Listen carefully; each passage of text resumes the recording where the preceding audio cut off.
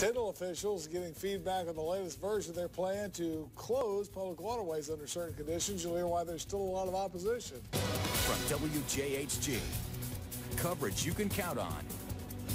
This is News Channel 7 at 6. Good evening, everyone. I'm Tom Lewis. And I'm Nisa Wilkins. Welcome to News Channel 7 at 10. Tyndall Air Force Base officials gave the public a chance to comment tonight on the latest version of a proposal regarding local waterways. It would allow the base to close 129 miles of coastline in the event of a national emergency. As News Channel 7's Adam Klotz tells us, a lot of people still have problems with the plan. Like many who attended Wednesday night's meeting in Mexico Beach, Dan Strickland fears the unknown.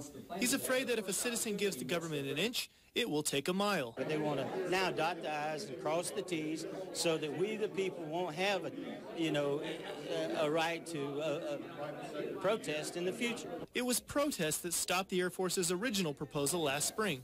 Tyndall officials say they took into account the fears and the ideas of citizens when they drafted the new plan. Out of the last town hall meeting that we had, a good point about the need for, an established reassessment came up, and we were able to take a hard look at that, and we actually incorporated it into the new plan that we're briefing today.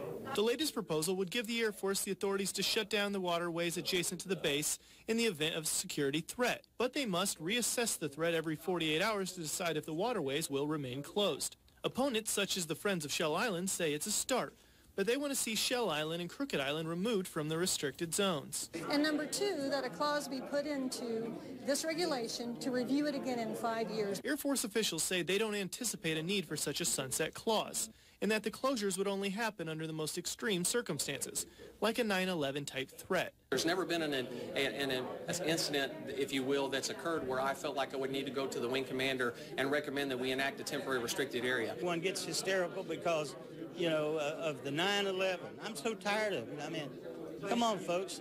Let's all rally around this thing. Let's keep what is ours. In Mexico Beach, Adam Klotz, News Channel 7.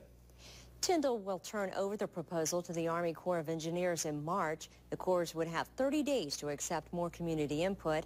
Tyndall hopes to have the new regulations in place by the end of the year. The Air Force has released the cause of a QF-16 unmanned drone crash at Tyndall Air Force Base last year. The drone